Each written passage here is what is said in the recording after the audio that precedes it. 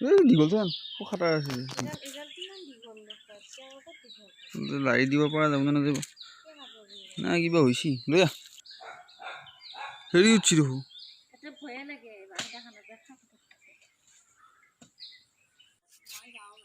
ৰ এই দুখ পালো চাল চৰি গ'ল যা ক'ত খুন্দা মাৰি দিছোঁ থ'ত কি চালিও ভয় লাগি নহয় চি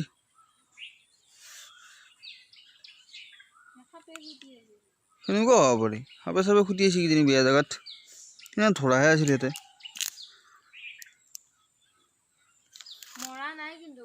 মৰা নাই মই ক'লো দীঘল ঠাই এটা লৈছিলো বুলি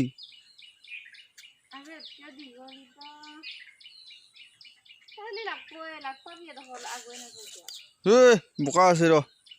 ক'ত আছে বোকাটো বাদে দি উঠাব লাগিব কিবাকে চেক কৰি দিছোঁ বাৰু বৰ্তমান সময়লৈকে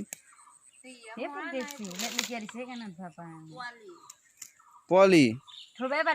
নদবি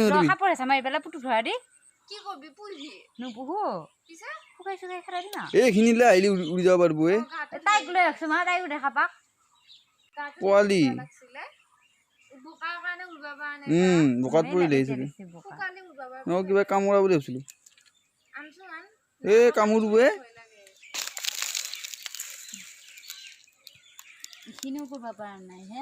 লাগাকে দুখ পাব